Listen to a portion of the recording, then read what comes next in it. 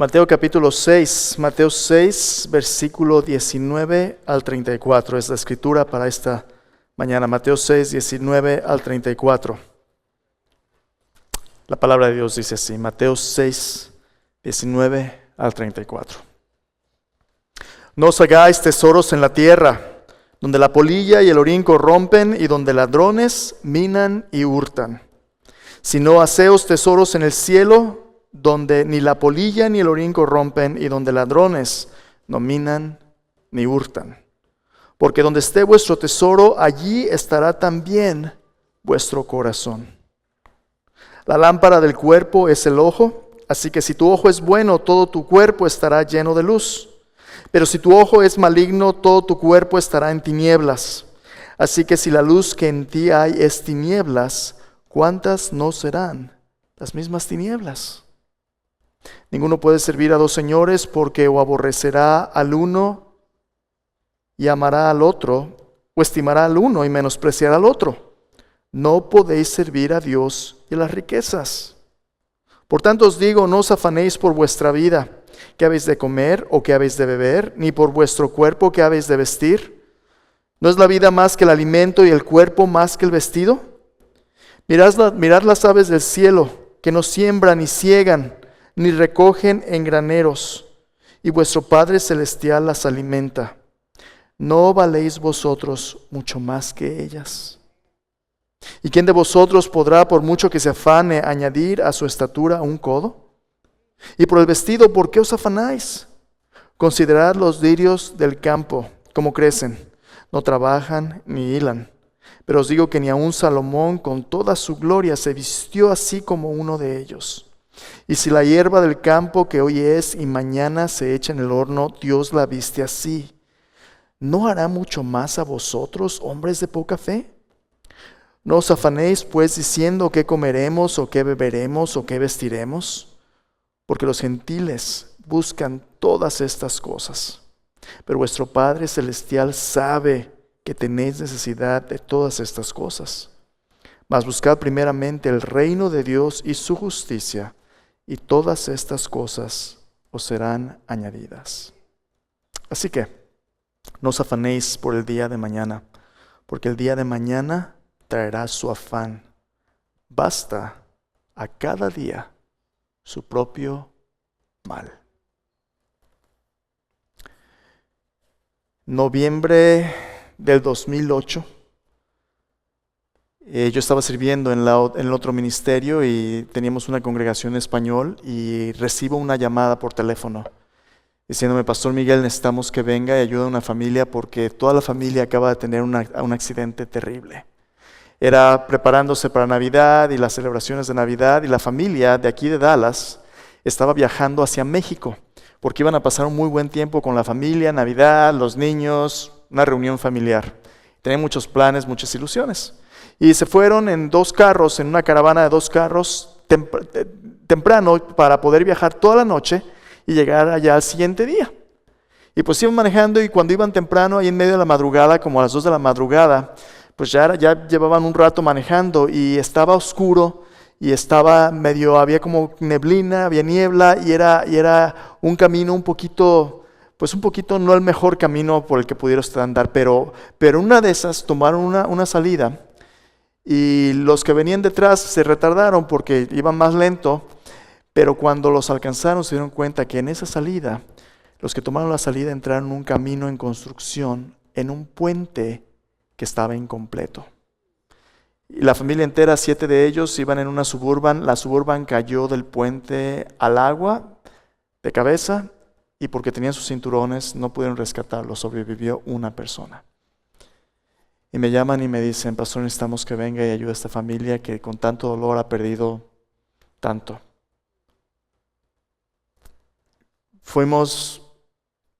Hicimos arreglos para el funeral, pero una tristeza y una desesperación de que algo que pudiera haber sido prevenido tan fácilmente, un señalamiento, construcción, algo, nada de ello, simplemente un camino sin fin. Y cuando cosas de este tipo pasan, usted dice, pero ¿cómo es posible?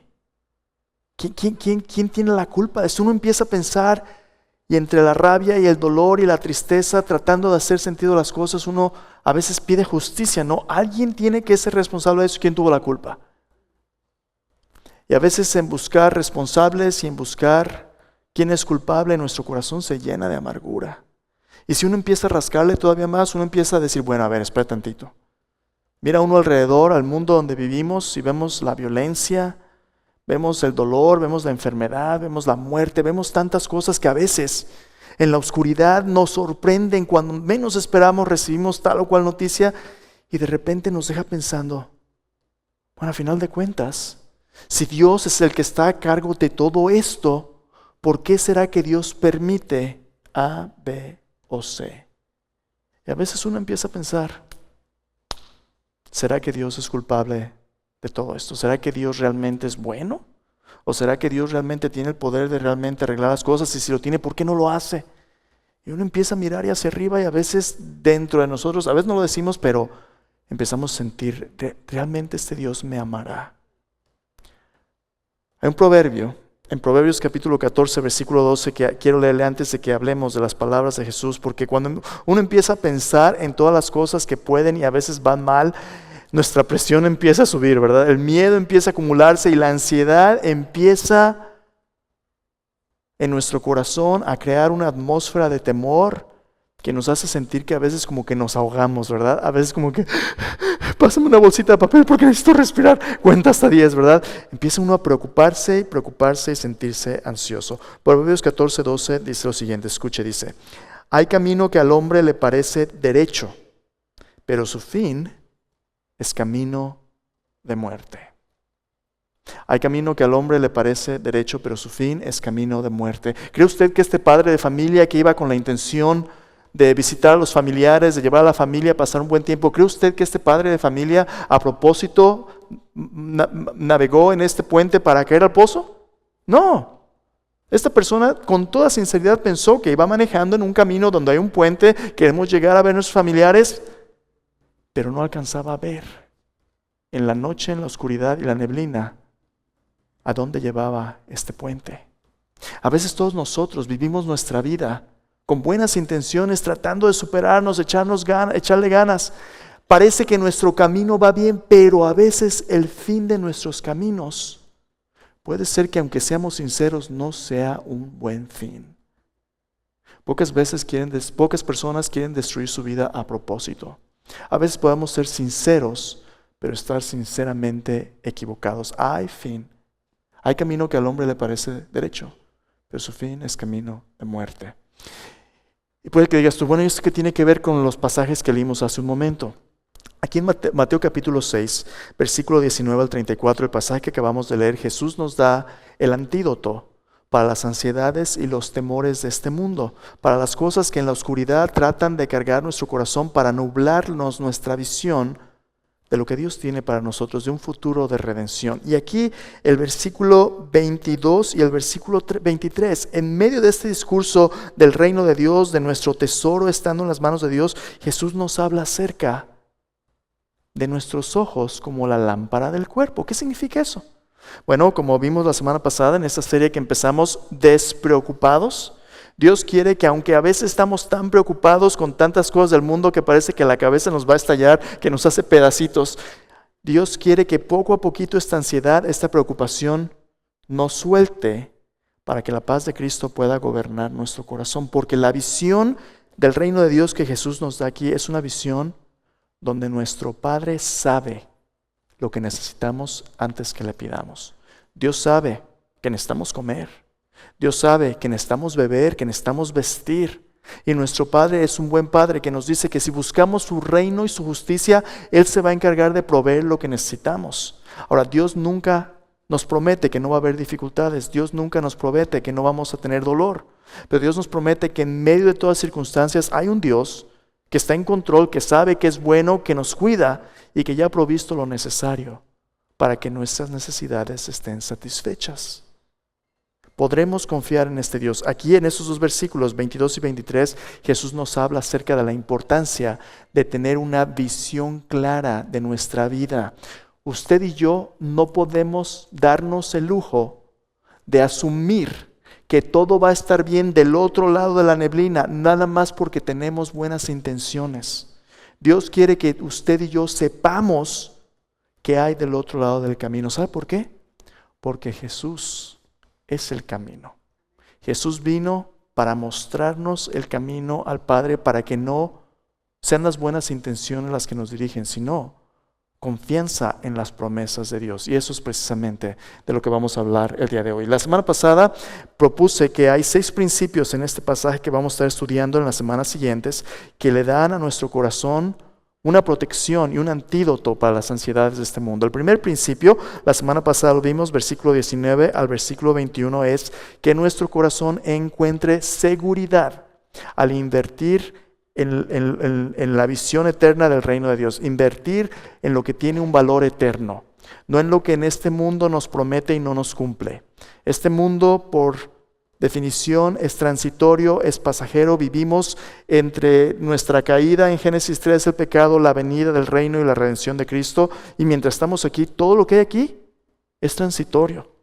Pero Dios nos da la oportunidad de invertir en nuestra vida en cosas que valgan la pena por toda la eternidad. Y Jesús termina este principio diciendo: donde esté tu tesoro, ahí está también tu corazón. El ejemplo que yo le di es nuestro corazón como un globo, ¿verdad? Este globo está tratando de subir, está tratando de ir más allá de lo que este mundo le da oportunidad y le ofrece.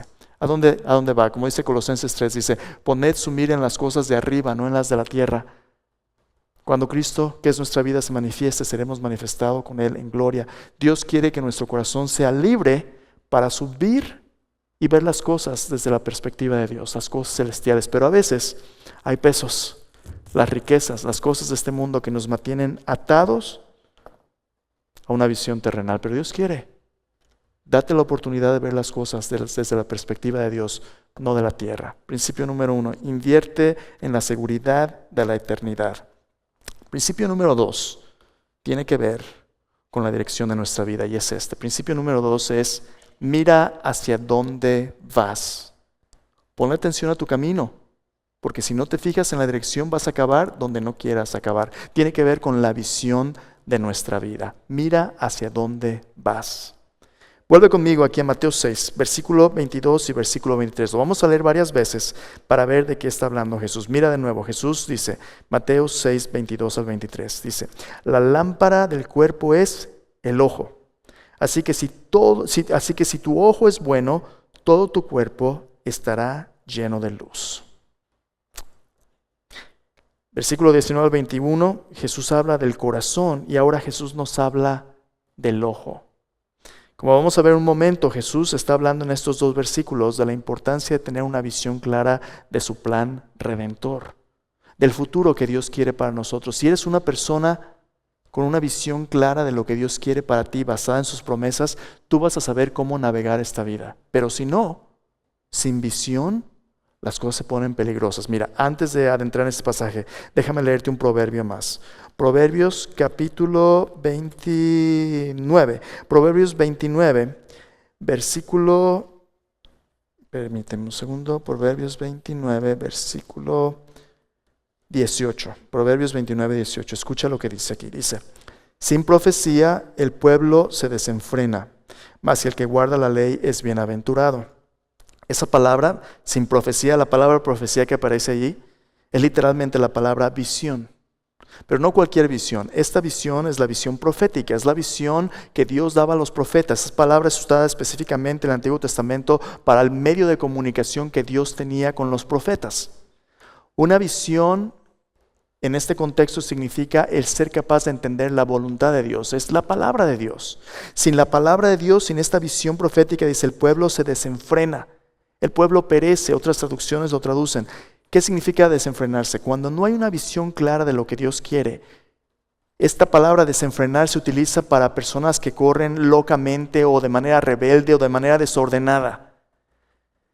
Mira lo que dice ese versículo, Proverbios 29, 18. Cuando no hay una visión clara de la palabra de Dios, una comprensión clara del plan de Dios para nuestras vidas, corremos como burros sin mecate. Cada quien por su lado, ¿verdad? Cada quien sus cosas, como caballos salvajes. Ahí vamos, buscando lo que satisface la visión de nuestro corazón. Pero Hay camino que al hombre le parece derecho y su fin al pozo. Cuidado. ¿Por qué será importante para un seguidor de Jesús tener una visión clara del plan de Dios? Es precisamente de lo que vamos a hablar hoy. Entonces esa es nuestra pregunta, dice, ¿por qué es esencial para el discípulo de Cristo que tenga una visión clara del futuro redentor de Dios para vencer la oscuridad de la ansiedad y la preocupación? Yo no sé usted, pero cuando yo era niño, y todavía de vez en cuando, a mí no me gusta la oscuridad. Yo tenía mucho miedo a la oscuridad. Tenía que dormir siempre con una lamparita o con algo porque siempre tenía miedo a la oscuridad. Y pues ya uno de grande, pues no es tanto la luz, pero ¿le tienes todavía miedo a la oscuridad? El miedo a la oscuridad realmente es un miedo a aquello que es desconocido, aquello que está más allá de nuestro control. Aquello que a veces cuando vamos viviendo y la llevamos nos sorprende y le da el traste a la dirección que teníamos en nuestra vida.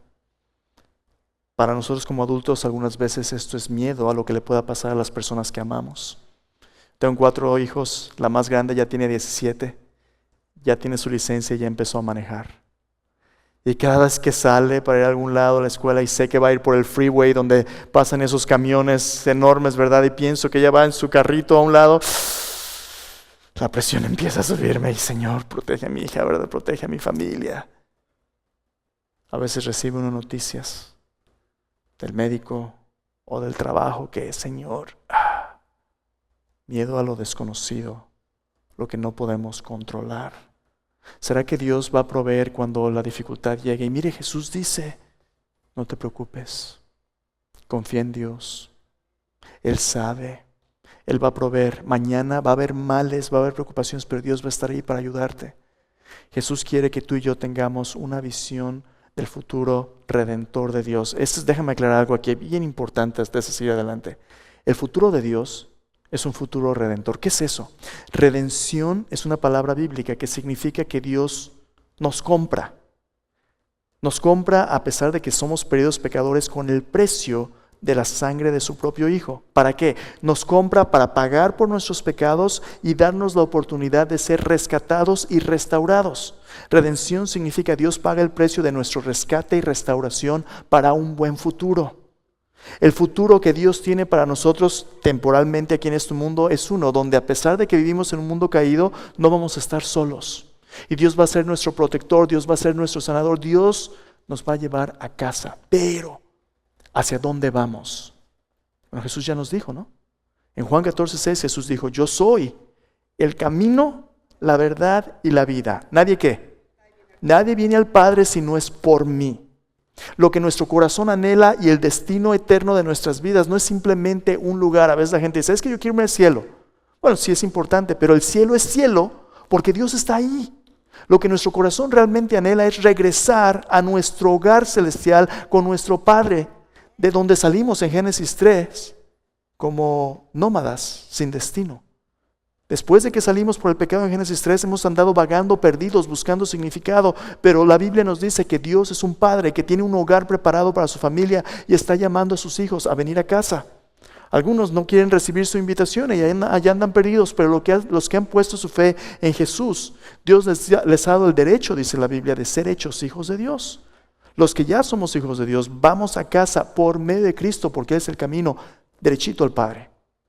Ese es el destino de nuestra vida. Y si tú lees al final de tu Biblia, en el libro de Apocalipsis, capítulo 21, capítulo 22, viene el día donde no solamente vamos al cielo, sino el cielo viene a esta tierra a recrear todas las cosas. Viene el día donde los siervos de Dios, los hijos de Dios, van a ver a Dios su Padre cara a cara. Y Dios va a sacar toda lágrima de los ojos de ellos. Y ya no va a haber más muerte, ya no va a haber más oscuridad, no va a haber más dolor. Dice Dios, yo hago nuevas todas las cosas, las primeras cosas han pasado. Dios vive en medio de su pueblo, en medio de una hermosa ciudad celestial, donde dice, en medio de ella está el árbol de la vida. Dice, ya no va a haber muerte. Las hojas del árbol son para la sanidad de las naciones, sus frutos son para su bendición. Un símbolo de la presencia misma de Cristo. Ya no va a haber noche. Dios va a iluminarla, el sol va a ser el cordero, no va a haber más maldición. Ese es el futuro redentor que Cristo nos dice cuando nos dice que busquemos el reino de Dios y su justicia. El resto es ganancia, dice. Si tú ya tienes la seguridad de tener una parte en el reino de Dios, aunque haya dificultades, espera porque la redención de Dios viene completa. El futuro que Dios tiene es bueno, a pesar de nuestro dolor presente. Entonces, ¿por qué es esencial para nosotros que tengamos claridad en esa visión? Quiero proponerle 2 razones. La primera es esta.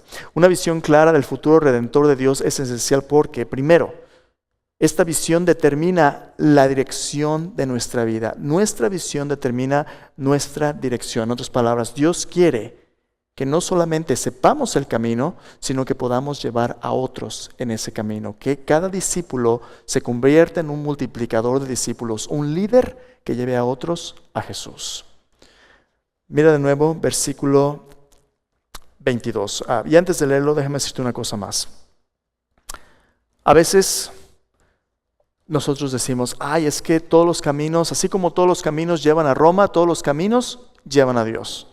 Lo importante en tu religión es que tú seas sincero, es que tú creas y siempre y cuando creas todo está bien. Ok, sí es importante ser sincero y creer, pero lo que da valor a la fe o al creer no es simplemente su sinceridad, sino la veracidad de aquello en lo que usted cree. Yo puedo creer en una piedra, yo puedo creer en un estafador y ya ve cómo nos va, ¿verdad? La fe tiene su valor por el objeto en el cual la fe descansa. En el caso de Dios, Dios quiere que nosotros tengamos fe en sus promesas, en su palabra, porque Dios siempre cumple su palabra, no simplemente en nuestras buenas intenciones. Andy Stanley ha escrito un pequeño librito que significa el principio del camino, The Principle of the Path, principio del camino, y dice en su libro, un principio muy sencillo pero importante, dice, es la dirección, no solamente nuestra intención, que determina nuestro destino. Es la dirección, no solamente nuestra intención, lo que determina nuestro destino. Piensa un momento en ello. Yo puedo ser bien sincero y con todo mi corazón decir, sí, yo quiero seguir bien, pero si estoy yendo en la dirección equivocada, no voy a acabar donde debo, ¿sí? Voy a acabar. Dirección. ¿Sabes qué dirección tienes en tu vida? Vamos a escuchar la dirección de Jesús. Entonces, acompáñame. Versículo 22 de nuevo dice, la lámpara del cuerpo es el ojo, así que si tu ojo es bueno, todo tu cuerpo estará lleno de luz. ¿Por qué Jesús habla de lámpara y ojo aquí en medio de este proceso? Bueno, como te propuse hace un momento, creo yo que Jesús está hablando no solamente de los órganos de carne que tenemos en nuestra cara, esos ojos, Jesús está hablando de nuestra capacidad de percibir y de entender la visión de Dios para nuestra vida.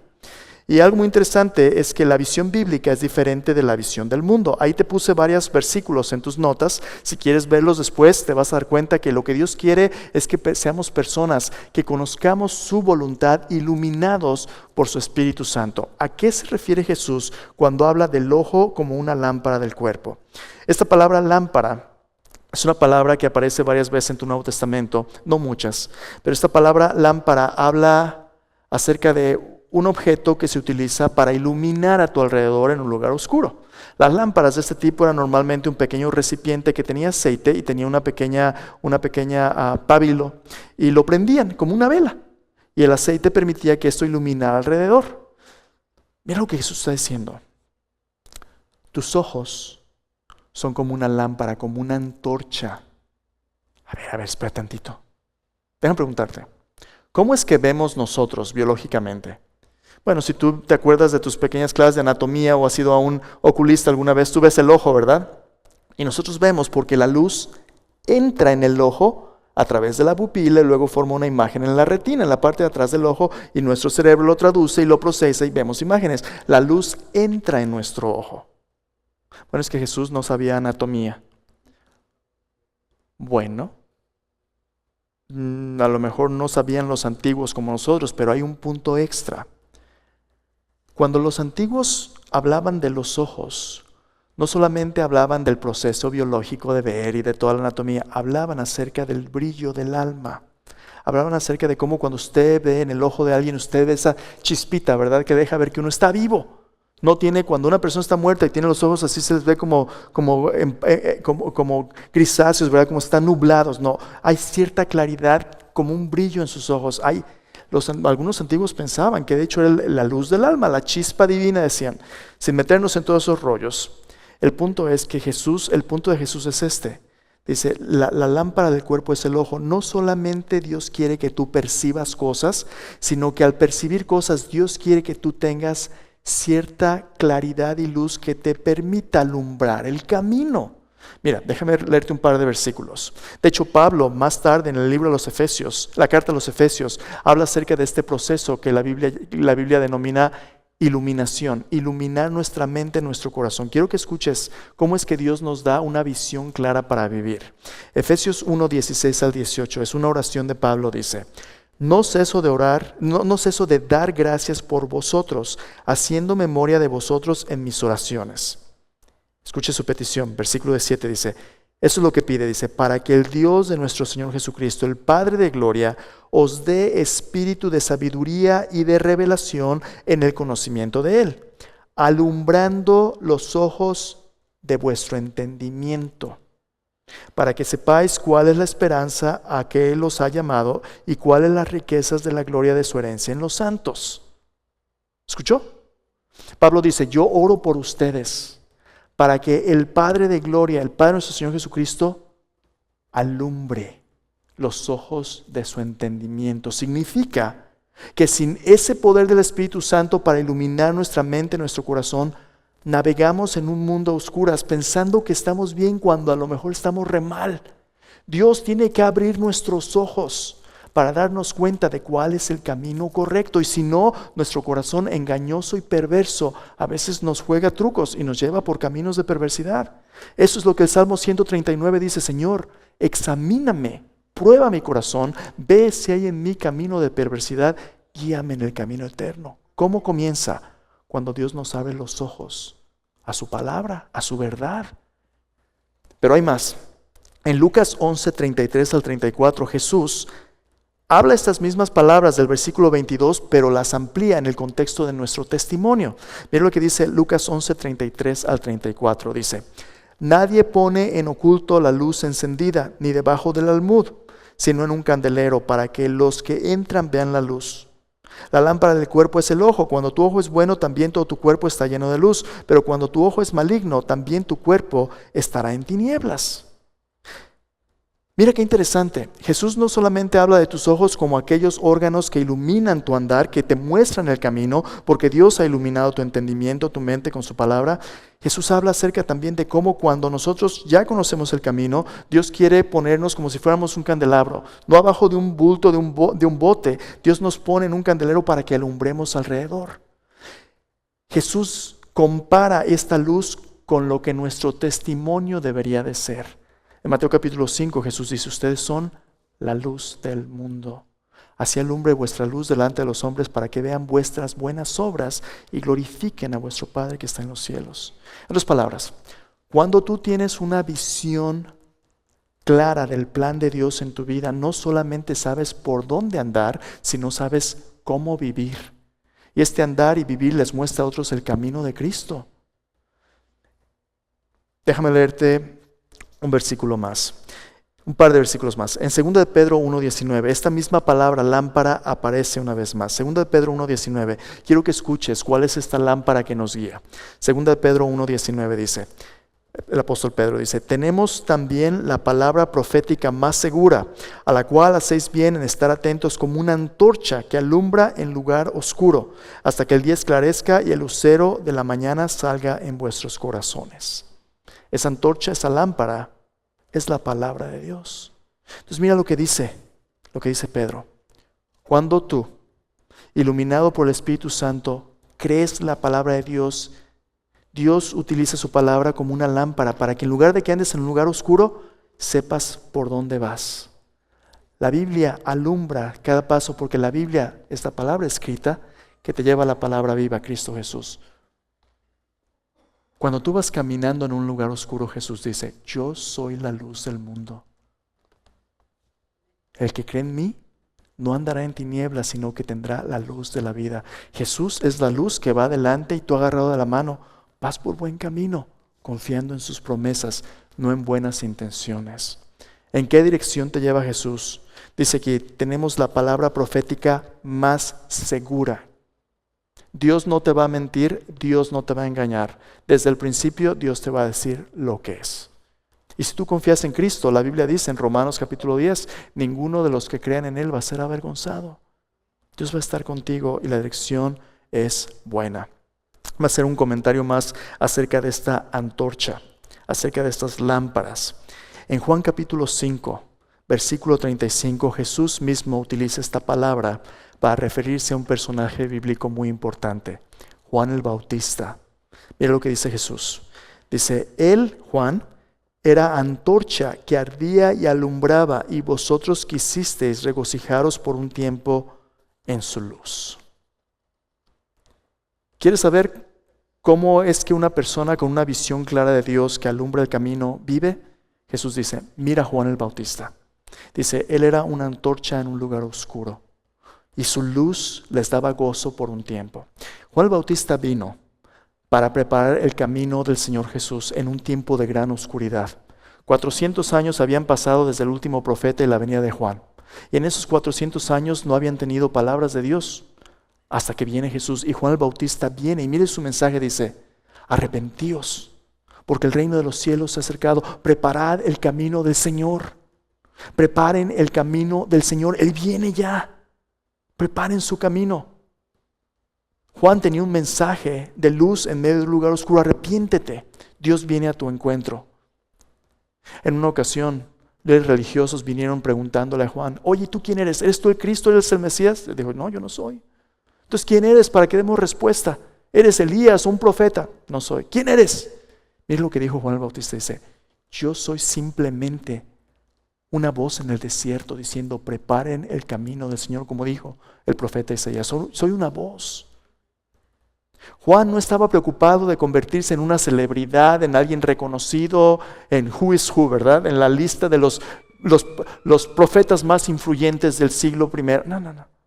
Decía, yo simplemente soy una voz.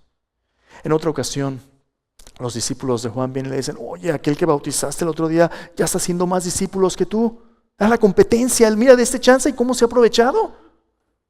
¿Sabes qué dice Juan? Dice, mira, yo soy simplemente el amigo del novio, del esposo. El que tiene la esposa es el esposo. Yo soy su amigo. Yo me gozo de ver que ellos estén juntos. Dice, es necesario que él crezca y que yo disminuya, que yo mengüe. Mira qué importante es tener claridad del plan de Dios para nuestras vidas. Dios está sentado en su trono y la historia se trata de su gloria, pero Dios nos ha invitado a ser parte de su historia. Nosotros no somos la estrella, Él es, pero tenemos el gran privilegio de estar con Él y de participar de su gloria. Pero entendemos que esta vida se trata de Él o de nosotros. Cuando tenemos rencor y decimos, ¿por qué a mi Dios? A veces se nos olvida realmente quién es Dios. Pero dice Jesús algo más, dice, la lámpara del cuerpo es el ojo. Esta capacidad de tener una visión clara de Dios, dice, si tu ojo es bueno, todo tu cuerpo estará lleno de luz. ¿Qué es un ojo bueno? Bueno, en la antigüedad, los antiguos a veces tenían muchas supersticiones. Muchos de ellos pensaban en el poder de la vista de alguien para hacer daño. ¿Ha oído alguna vez del mal de ojo? Sí ha oído, ¿cómo no? Yo no soy dinosaurio, yo crecí en un lugar donde la gente hablaba de eso, ¿verdad? El mal de ojo, cuando a un niño chiquito le hacían una cara o algo, se enferma, ¿verdad? O gente envidiosa que le tiene malos deseos, a veces lo podían lastimar. Bueno, algunas veces personas veían a personas que tenían ciertas conexiones con el mundo espiritual y decían, te pueden lastimar, mal de ojo, cuidado. ¿Se refería a eso Jesús? Bueno, tiene que ver con un poquito de eso, pero no solamente eso, tiene que ver con más. Déjeme preguntarle, ¿luchamos nosotros con los malos ojos o los males de ojos? Ahí va. ¿Qué cosas distraen su mirada de las cosas de Dios? Cuando usted tenía sus adolescentes, 15, 16, 20, los chamacos, ¿verdad? Cuando pasa una chica, ¿verdad? ¡Wow! Cuidado, mis ojitos lo que ven. Gracias a Dios, cuando uno ya tiene 30, 40, ya no uno lucha con eso, ¿verdad? Cuidado, mis ojitos lo que ven. ¿Se le desvía el ojo todavía? ¿O su esposa le da atrás de la cabeza para decir, ¿sabe qué estás viendo, chiquito? No, yo no estoy... Hola, estoy orando, ¿verdad? Aguas. ¿O qué tal las envidias? Cuando el vecino acaba de comprar un carro nuevo y lo pone ahí tú lo ves y las envidias. ¿O qué tal un espíritu de crítica y juicio cuando no tiene para ponerse estas chanclas? O ya la persona habla de tal manera o luce de tal manera y lo están catalogando. Aguas como vemos. Hay tantas cosas que todavía distraen nuestra vista, pero también somos parte de una lucha espiritual. Y si hay fuerzas espirituales demoníacas detrás de nuestras vidas que a veces quieren destruirnos, y si hay gentes envidiosas que si usted no está con Dios, algunas veces sí le van a querer dar una embarrada de todo tipo de influencias. Si usted es una persona dada a los horóscopos, dada a los agüeros, dada a las suertes, mucho cuidado porque usted está tocando puertas espirituales ocultas y del otro lado puede que alguien le conteste. Mucho cuidado. ¿Pero qué tiene que ver todo esto con los ojos? Esta palabra utilizada para si tu ojo es bueno es la palabra que significa simple. Un buen ojo es un ojo enfocado, simple, sin doblez, sin motivos ocultos, sin ambigüedades, de todo corazón, sin duplicidad. Un ojo enfocado en Cristo y sin distracciones. Mi papá nació como el hijo de en medio de una familia de 15. Y cuando él era chiquito, él quería ser médico, pero se tuvo que salir de tercero de primaria porque tuvo que ir a trabajar para ayudar a la familia. Y mi papá creció con muchas carencias y nos dice historias y necesidades, pero una de las grandes dificultades que mi papá enfrentó es que cuando él nació visco. Sus ojos estaban cruzados. Y se acostumbró a ver así desde chiquito. Pero cuando ya era más grande, mi papá tuvo una cirugía que le enderezó los ojos. Y cosméticamente sus ojos se veían bien y se ven alineados. Pero desafortunadamente su cerebro ya se había acostumbrado a ver las cosas como eran y una consecuencia de la cirugía es que mi papá a partir de ahí veía todo doble y no empalmado, los veía las cosas a un lado. Y por un tiempo mi papá mientras se acostumbraba pues casi se vuelve loco de no saber cuál es cuál y cuál es real, cuál es no. Si tu ojo es bueno, tu ojo te permite percibir la realidad de Dios y no distraerte con espejismos o fantasmas o falsas realidades de todas las voces que quieren distraerte. Cuando Jesús dice, tu ojo es bueno, enfocado en las promesas de Dios, tu cuerpo está lleno de luz. ¿Por qué? Porque lámpara es a mis pies, tu palabra lumbrera a mi camino, dice el Salmo 119. Jesús dice, yo soy la luz del mundo, el que me sigue no andará en tinieblas, sino que tendrá la luz de la vida. Pregunta. ¿Cuál es tu punto de referencia y tu dirección? Si no es siguiendo a Jesús, estás perdido en la oscuridad.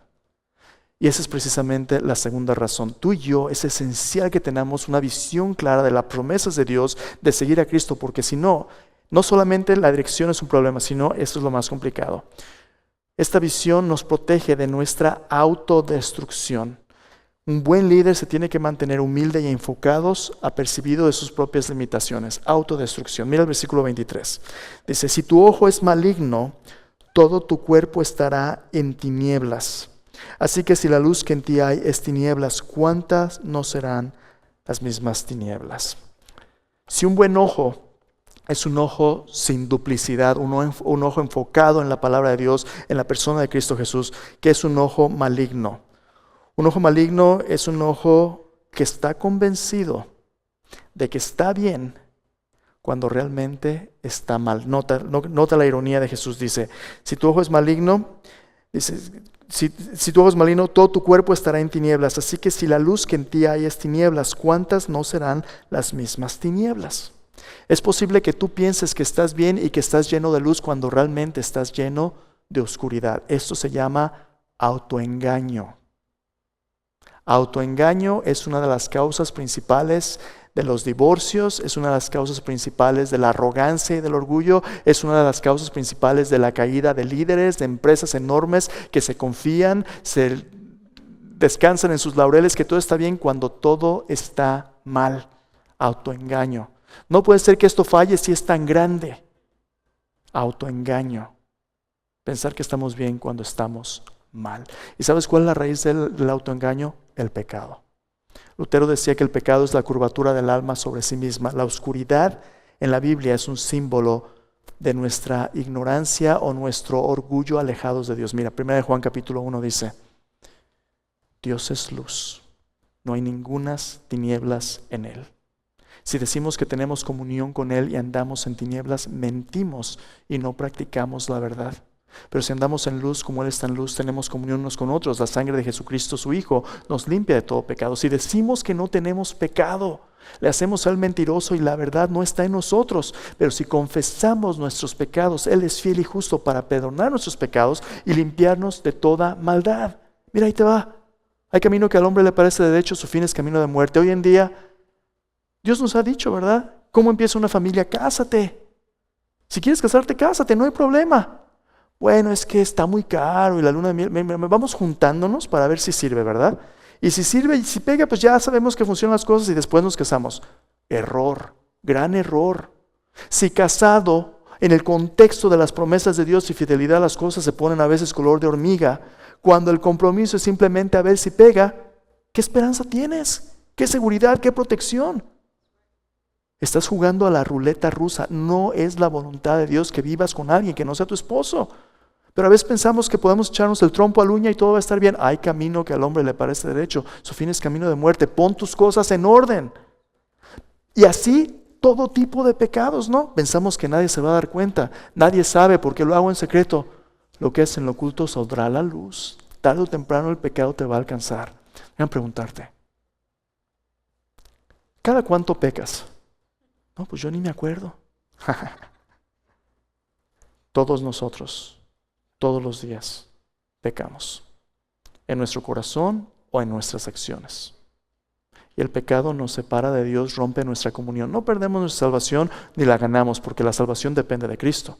Nuestra salvación es segura en Él, pero nuestra comunión con Dios sí se interrumpe. Dios nos ha dado la confesión como una oportunidad de restablecer nuestra comunión, pero si tú no confiesas tus pecados, puedes estar sin comunión con Dios por mucho tiempo. ¿Cada cuánto debemos confesar nuestros pecados? Cada que pecamos. En cuanto te des cuenta que pecaste, confiesa tus pecados a Dios. Y si pecas en contra de otros, Santiago nos dice que nos confesemos nuestros pecados unos a otros para que seamos sanados. ¿Sabes de dónde viene toda la ansiedad? ¿Sabes de dónde viene toda la preocupación? Algunas veces viene de que nuestro corazón está tan cargado muchas veces de oscuridad y de pecado que no lo traemos a los pies de Cristo, que nos hace pedazos. Para poder tener la paz de Cristo y la comunión con Cristo tenemos que confesar nuestros pecados, porque si no, el pecado nos oscurece y nos endurece. Y después, en la noche lo confieso. Si tú te enojas con tu esposa y no le pides perdón, tú no le pides perdón a tu esposo y lo dejas que se haga de noche y al siguiente día, cada día va a ser más difícil enfrentar la realidad y va a haber más consecuencias. Dale tiempo, no le hace, que al cabo el pecado es como un animalito que tienes ahí en la esquina, ¿verdad? Ay, qué lindo, mira, está tan chulo, ay, chiquito, le das de comer. Déjalo unos días y se va a hacer un monstruo que no te la vas a acabar. Confiesa tus pecados. Jesús dice, porque si la luz que en ti hay es oscuridad, acuérdate, no tienes idea de en qué oscuridad te encuentras. Hay una historia en el Evangelio de Juan capítulo 9, de un hombre que nació ciego. Y Jesús en su misericordia le abre los ojos y le da la vista. Y después de recibir la vista, los líderes religiosos van y lo agarran y lo entrevistan. Oye, ¿cómo le hizo? No, pues esto hizo, me abrió los ojos. ¿Y tú qué dices de tal hombre? No, pues que es profeta de perdiz, ¿verdad? Tiene que ser alguien que trae las promesas de Dios, tiene el poder de Dios.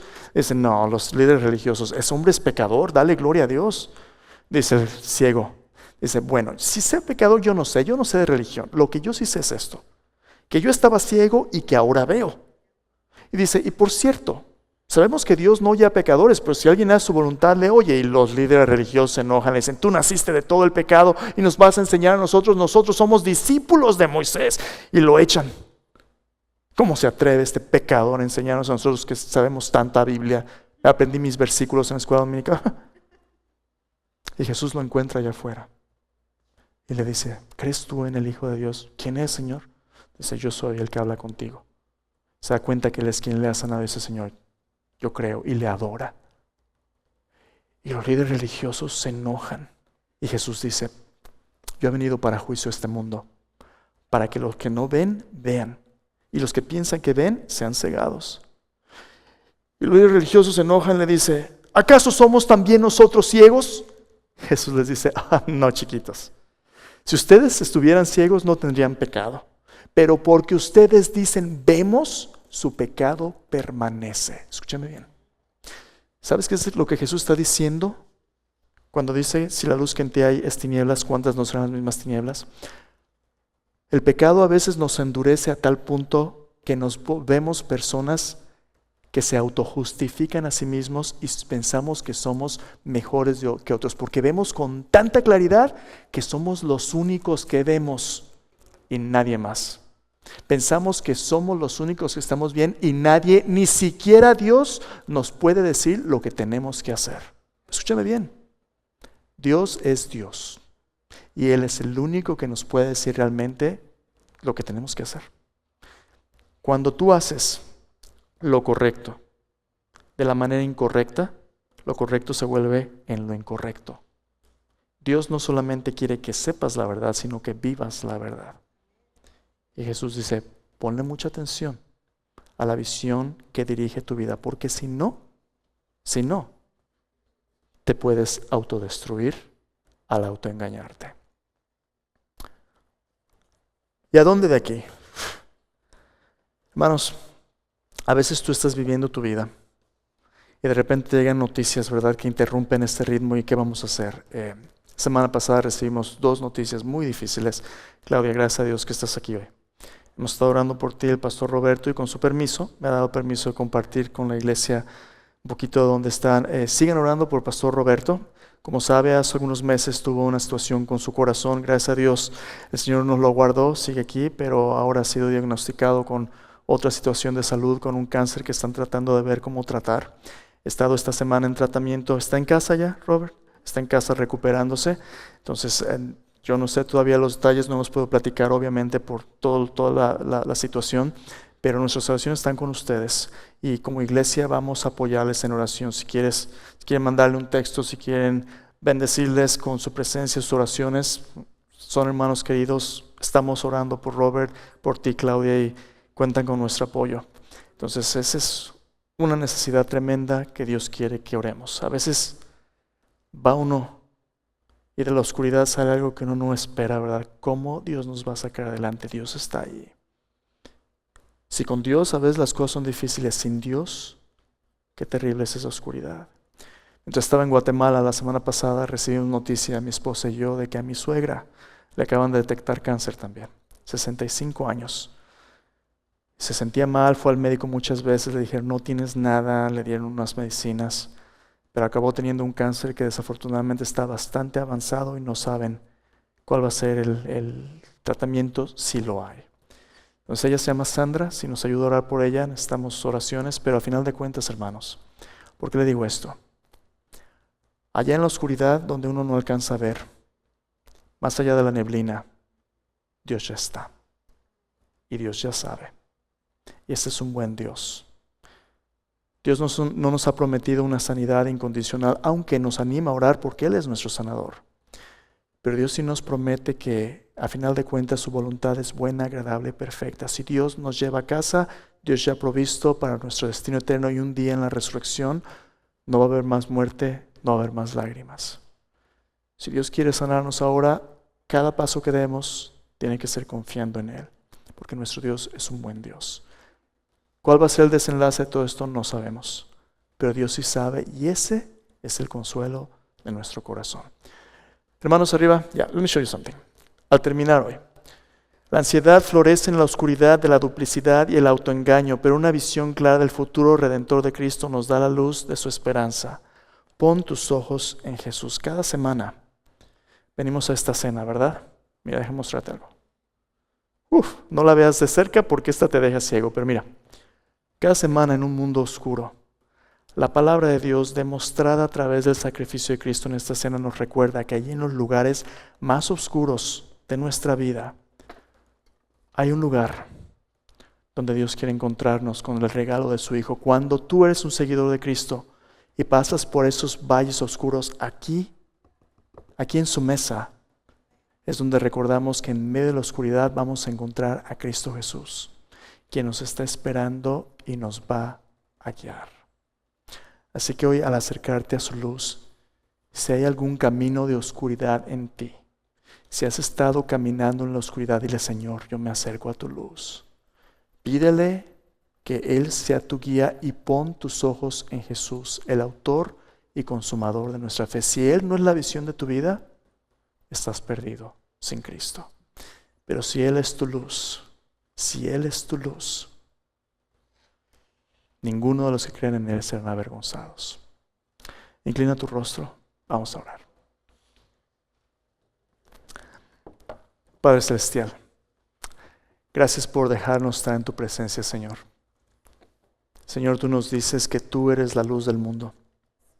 El que te sigue, Señor, no andará en tinieblas, sino tendrá la luz de la vida. Y, Señor, nos acercamos a tu mesa con necesidades tan grandes que ninguno podemos suplir, Señor. Señor, así al orar hoy levantamos a Robert, Señor, su pastor Roberto. Que tú, Señor, pongas tu mano sobre él. Levantamos a Claudia, Señor. Que tú pongas tu mano sobre su corazón y, como tu palabra dice, Señor, que la paz de Cristo, Señor, guarde sus pensamientos y corazones, como ese guardián ahí en la celda de Pablo, Señor, como ese soldado listo a defender lo que el enemigo quiere destruir, que tu paz proteja su corazón, su mente. Rogamos por la sanidad de su cuerpo, Señor. Que le conceda seguir dándote gloria y sirviéndote, Señor. Lo ponemos en tus manos. También mi suegra Sandy, Señor, te rogamos por salud. Señor, está en tus manos. Confiamos en ti, Señor. Tú puedes sanarla si tú quieres, Señor. Señor, cada persona que está en este lugar, yo no sé qué cargas vengan cargando. Algunos es problemas de salud, económicos, relaciones, pecados, Señor, que por tanto tiempo los han estado, Señor, atrapando en sus garras. Yo te pido en el nombre de Jesús, Señor, que hoy traigas libertad, Señor, que hoy traigas tu paz perfecta, Señor, a cada corazón. Tu palabra dice, Señor, que echemos toda nuestra ansiedad sobre ti, Señor, pues tú tienes cuidado de nosotros, Señor, y hemos estado cargando todas esas preocupaciones y ansiedad por tanto tiempo, Señor. Así que hoy yo te pido que las soltemos a los pies de la cruz, Señor. Señor Jesús, tú ya demostraste tu amor en esa cruz. Estamos en tus manos, Señor. En tus manos encomendamos, Señor, nuestra vida, nuestro espíritu y la vida de aquellos que amamos, Señor, y nuestras ansiedades y preocupaciones, Señor. Los traemos a tu mesa, Señor. Padre, tú eres un buen Padre. Tú sabes de qué cosas tenemos necesidad antes que te pidamos. Gracias, Señor.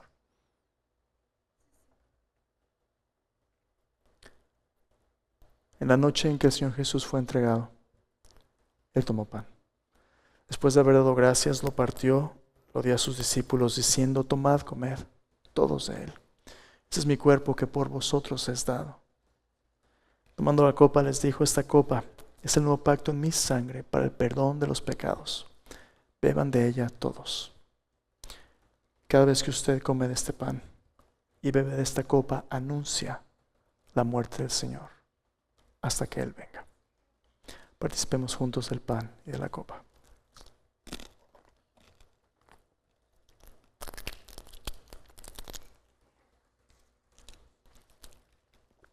Cierre sus ojos ahí en su lugar. Dele gracias al Señor por sus promesas, para que todo aquel que cree en Él no se pierda, mas tenga vida eterna, dice la Biblia. Dele gracias por su protección. Todas las cosas, a los que aman a Dios, todas las cosas les ayudan a bien. Aquellos que son llamados conforme a su propósito. Dele gracias al Señor por su dirección. Ni la muerte, ni la vida, ni ángeles, ni principados, ni potestades, ni lo presente, ni lo porvenir, ni lo alto, ni lo profundo, ninguna otra cosa creada nos podrá separar del amor de Dios. Y en su amor descanse. Deje sus ansiedades en Él. Este es también nuestro tiempo de respuesta en ofrendas y diezmos. Si usted está preparado para dar, dé de lo que Dios le ha provisto en este momento en gratitud al Señor. Es entre Dios y usted. Dios ama al dador alegre. Ayúdame a dar gracias por su provisión. Y Señor, con esta mesa también reconocemos que tú eres nuestro proveedor. Sea la vida, la salud, las relaciones, todo lo que tenemos es tuyo, Señor. De tu mano viene. Y Señor, estas ofrendas las apartamos con gozo para ti, porque tú te mereces, Señor. Tú te mereces nuestro tiempo, nuestros talentos, nuestros tesoros. Te adoramos hoy por medio de estos recursos que sean utilizados para el extendimiento de tu reino, para tu gloria, Señor, entre aquellos que no te conocen y que también te conocen, para honra y gloria de tu nombre, Señor. En el nombre de Jesús oramos. Amén.